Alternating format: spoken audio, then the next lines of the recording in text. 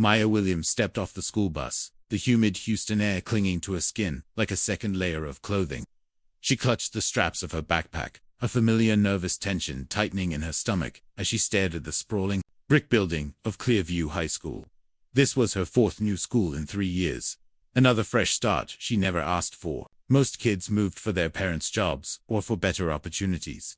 Maya moved to escape ghosts, to find a place where she could simply be invisible.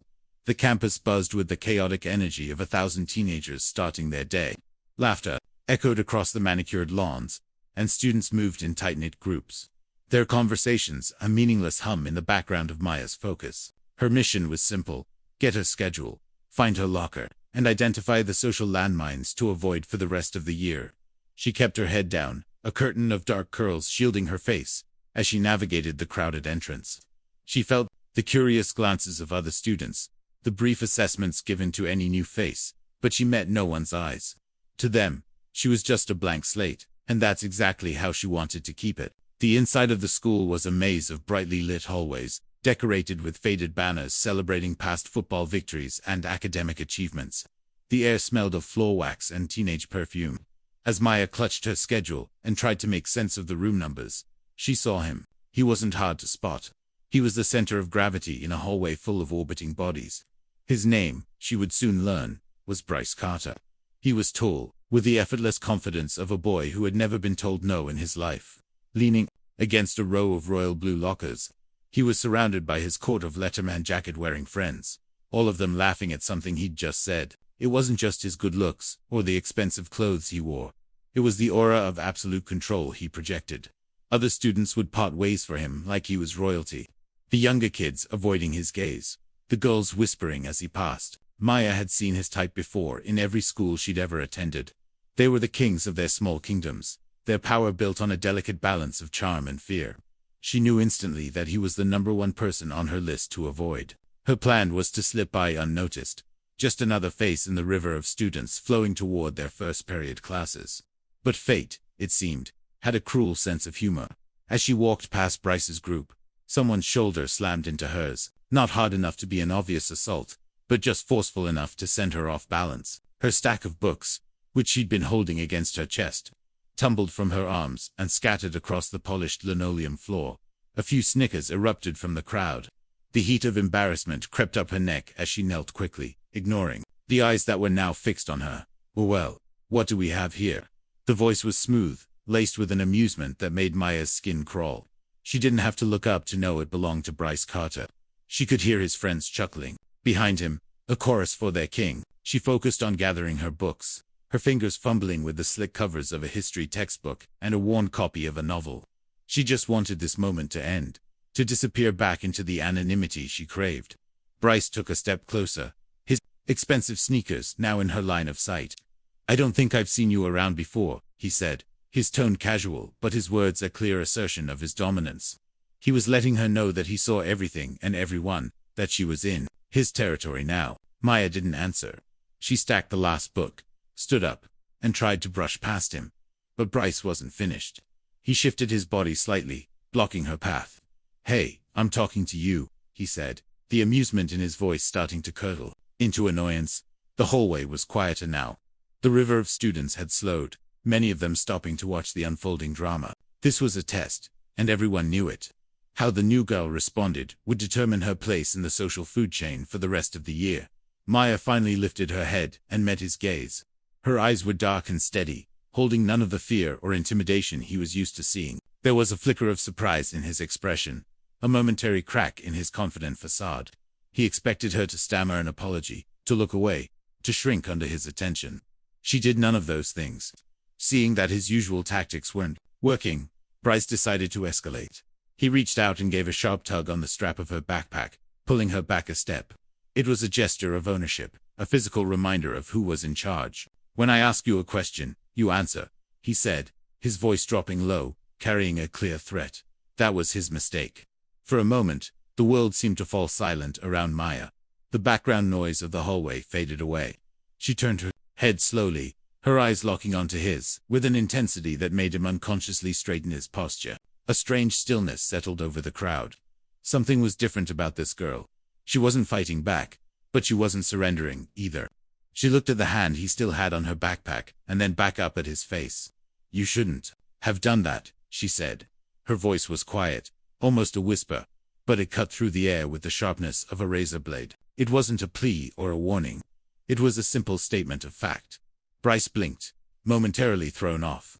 He let out a short, mocking laugh to recover his composure. "Oh yeah, and why is that?" he smirked, leaning in closer, trying to use his size to intimidate her. "What are you going to do?" Maya didn't answer his question. She just held his gaze, a calm, unreadable expression on her face. It was profoundly unsettling. He was the one with all the power, the audience, the reputation. Yet, in that silent moment, he felt a strange, unfamiliar flicker of doubt. It felt like he was looking at a sleeping lion, and he had just carelessly poked it with a stick. She gave him one last look, a look that held no anger, no fear, only a deep and unnerving sense of certainty. Then, she simply turned and walked away. She didn't hurry. She didn't look back. She just continued on her way to class, as if the most powerful boy in school had been nothing more than a minor inconvenience.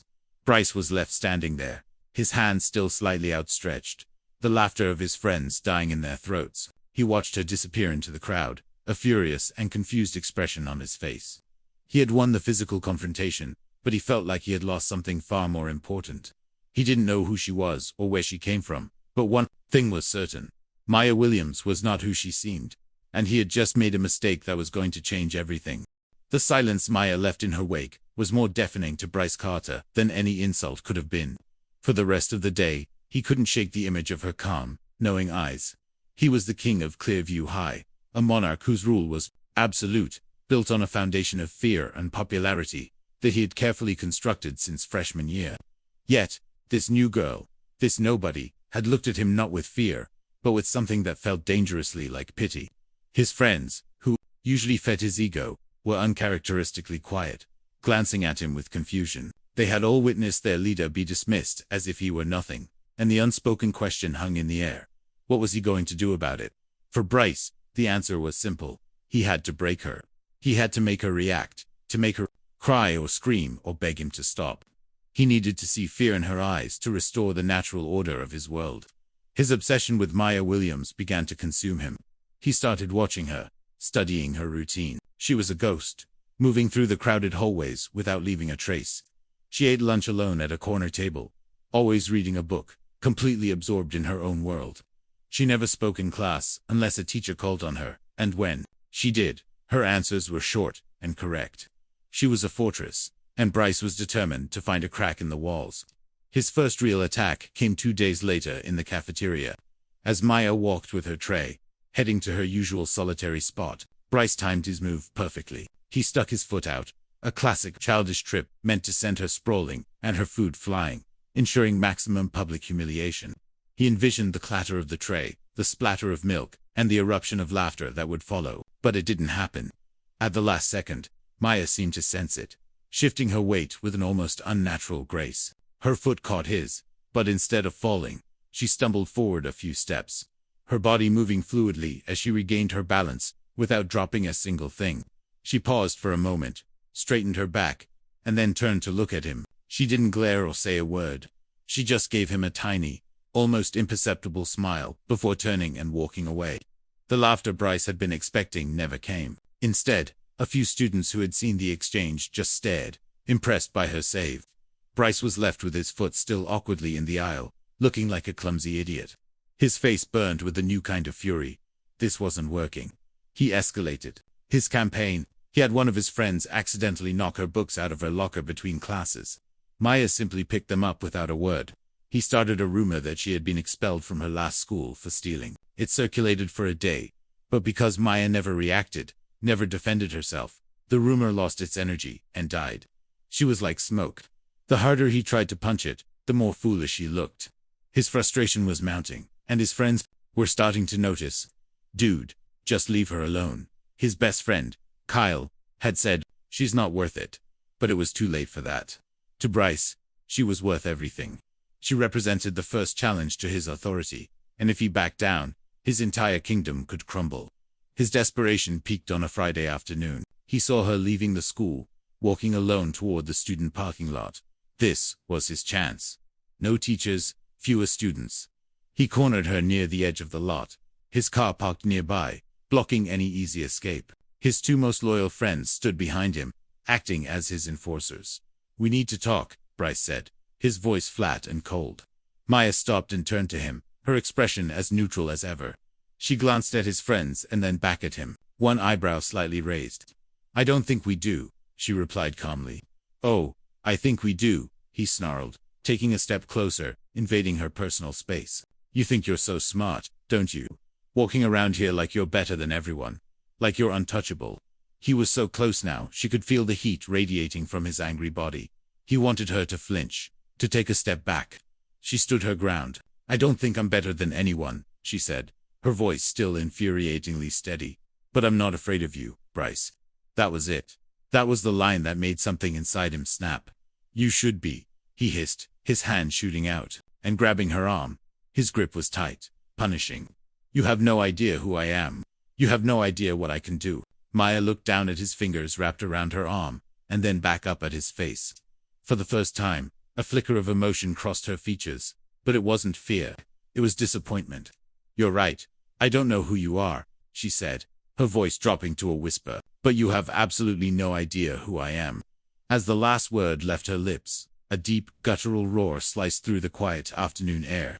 It was the sound of a powerful engine, a sound that demanded attention, a sleek, menacing, all-black Dodge Charger Hellcat pulled up to the curb just a few feet away, its engine rumbling like a caged beast. The car was so out of place in a high school parking lot that everyone, including Bryce and his friends, turned to stare. The windows were tinted black, hiding whoever was inside. Bryce, still clutching Maya's arm, was momentarily distracted by the display of automotive power. The driver's side window began to slide down, with a soft electronic hum. A muscular arm, covered in intricate tattoos, rested on the edge of the door. Then, the face came into view. It was a face known by millions around the world. A face synonymous with action, loyalty, and undeniable toughness. Vin Diesel leaned his head out slightly, his signature sunglasses reflecting the stunned faces of Bryce and his friends. He didn't look angry. He didn't look threatening. He just looked. His gaze swept over Bryce's hand on Maya's arm, and then met the bully's eyes. In that single, silent glance, Bryce Carter's entire world shattered. The self-proclaimed king of Clearview High was reduced to a speechless, terrified boy. His grip on Maya's arm loosened and fell away as if her skin had suddenly turned to fire. Vin Diesel's eyes then shifted to Maya, and his expression softened almost imperceptibly. "You good kid?" he asked, his famous baritone voice cutting through the silence. Maya simply nodded, pulling her arm back. She gave Bryce one last, long look before turning her back on him and walking to the car. She opened the passenger door and slid in, leaving Bryce frozen in place, his jaw slack, his carefully constructed kingdom having just been utterly and completely conquered. The black Dodge Charger pulled away from the curb with a low, predatory growl, leaving Bryce Carter standing in a cloud of dust and shattered pride. The world, which had seemed to hold its breath, suddenly rushed back in with a torrent of whispers. From the few students who had witnessed the exchange, Bryce felt their eyes on him, not with the usual mix of fear and admiration, but with a new, searing pity and amusement. His two friends, who had been his loyal shadows moments before, now looked at him like he was a stranger. One of them, Mark, nervously shuffled his feet and muttered something about having to get home, quickly turning and walking away without another word. The other, Kevin, just stared at the disappearing taillights of the Charger, his mouth slightly agape, before shaking his head and backing away, leaving Bryce completely alone. The king was standing naked in his crumbling kingdom. Inside the car, the scent of leather and quiet power filled the air. For a long minute, neither Maya nor Vin Diesel spoke. The city of Houston blurred past the tinted windows, a world away from the high school battlefield she had just left. Maya's hands were clenched in her lap, the adrenaline from the confrontation slowly beginning to fade, leaving a cold, steady resolve in its place. Finally, Vin broke the silence, his eyes still fixed on the road ahead.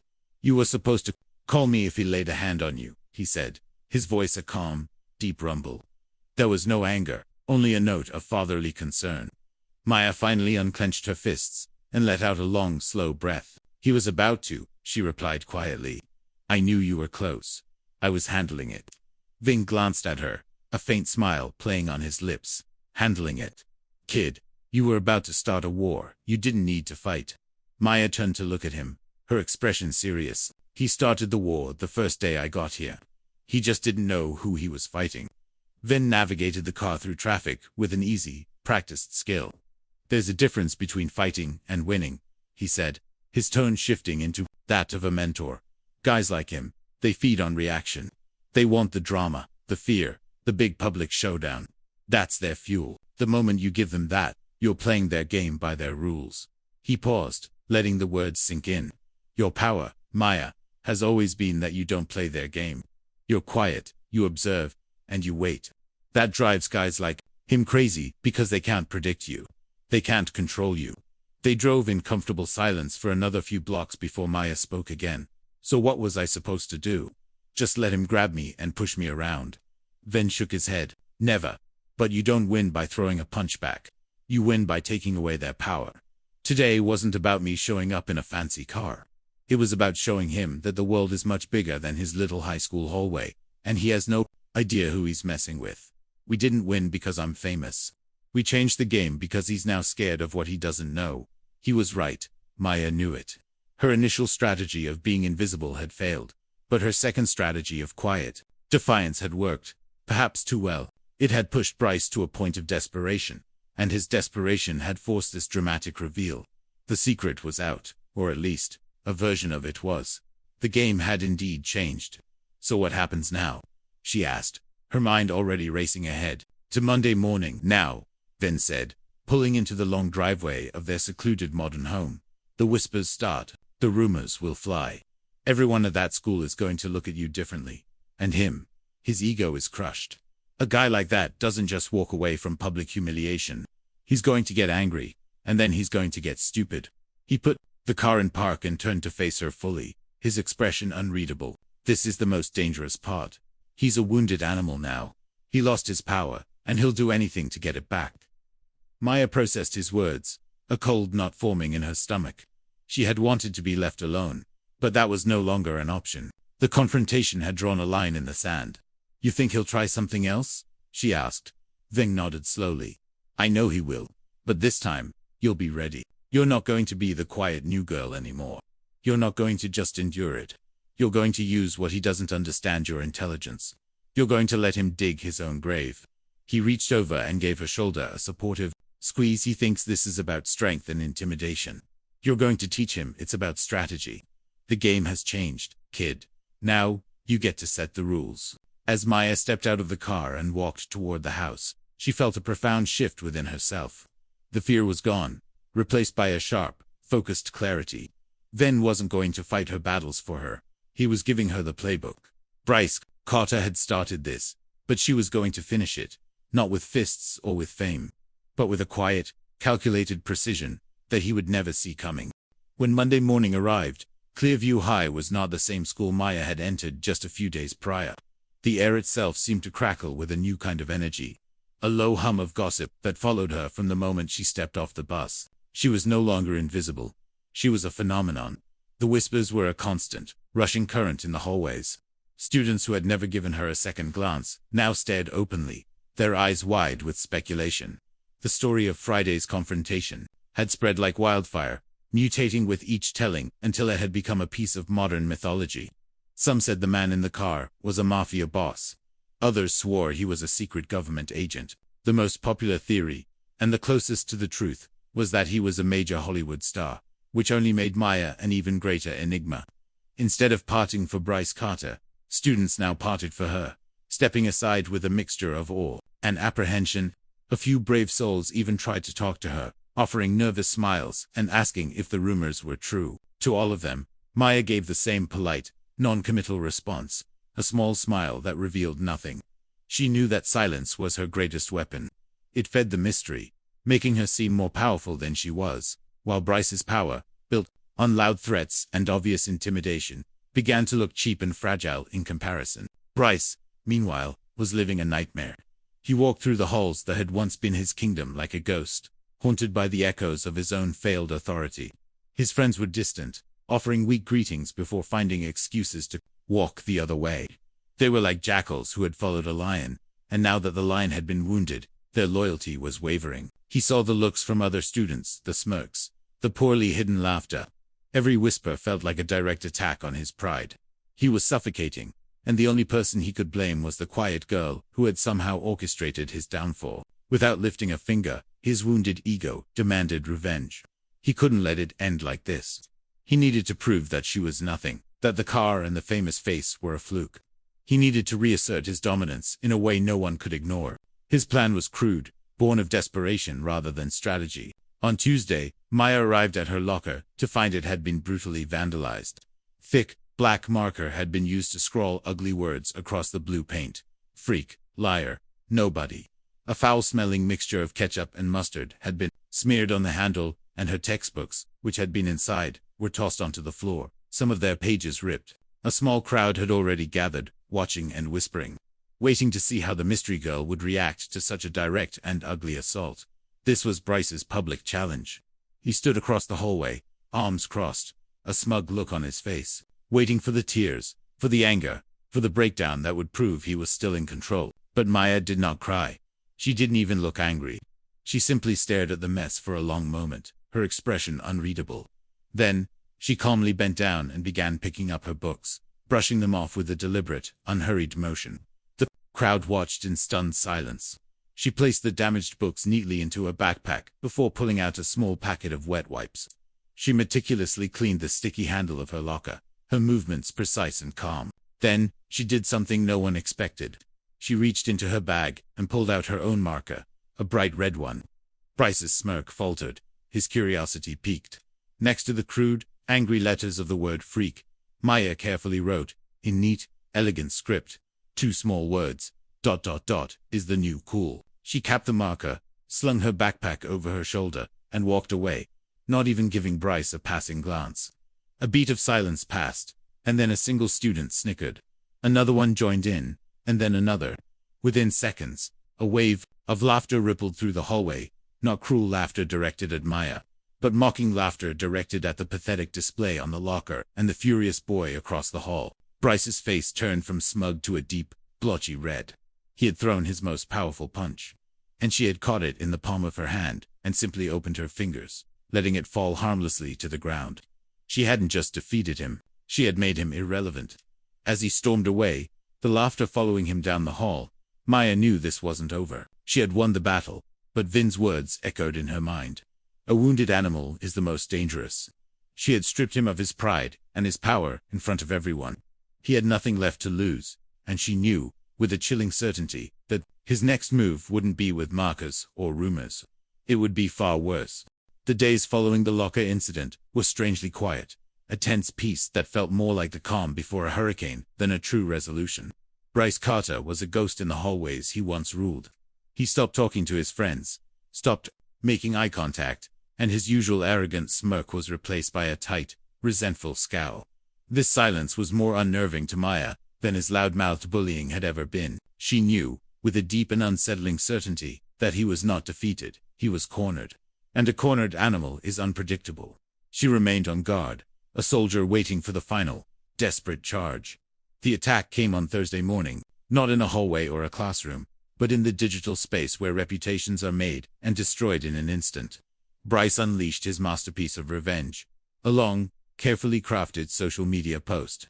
In it, he painted himself as the victim, a concerned student who had uncovered a massive deception. He claimed Maya Williams was a compulsive liar, a fraud who had staged the entire confrontation with a celebrity lookalike she had hired. He posted a grainy, zoomed-in photo of the car, circling what he claimed were imperfections that proved it was a replica. He even found an old, public photo online of a random family that vaguely resembled Maya and claimed it was her real family, proof that she was not Vin Diesel's adopted daughter.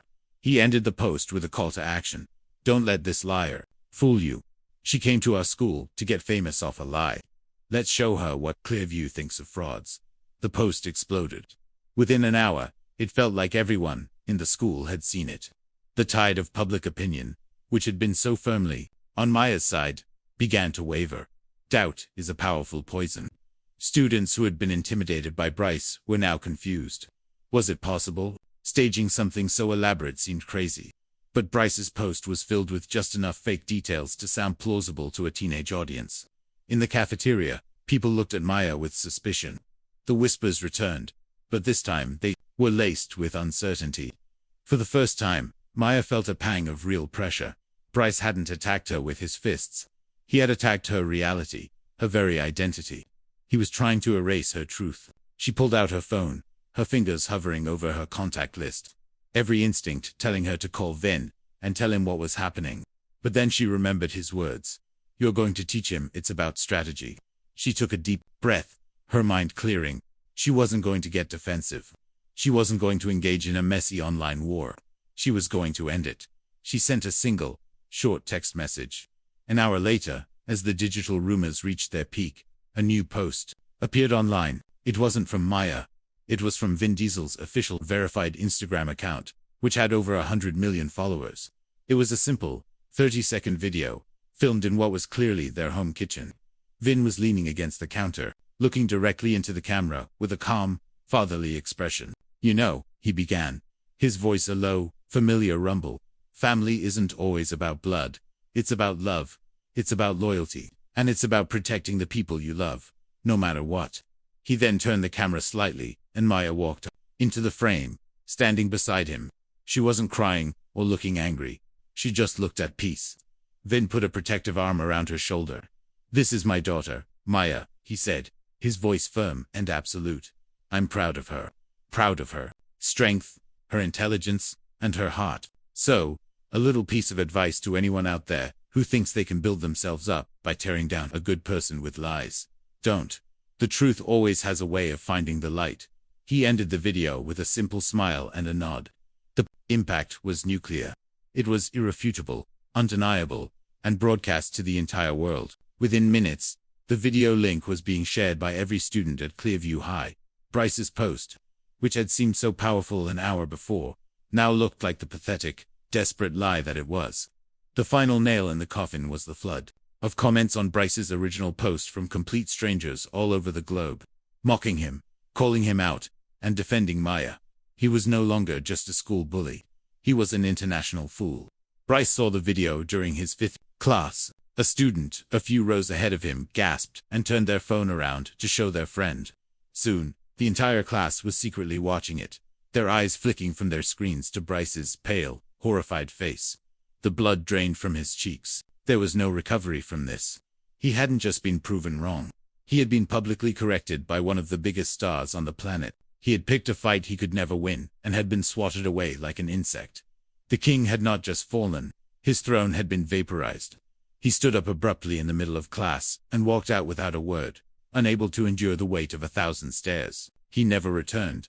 His parents unenrolled him the next day. The war was over.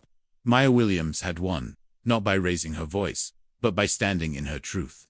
The whispers that followed her now were not of mystery or doubt, but of respect. She had faced the king of Clearview High and had never once bowed, proving that true power wasn't about who you knew, but about who you were.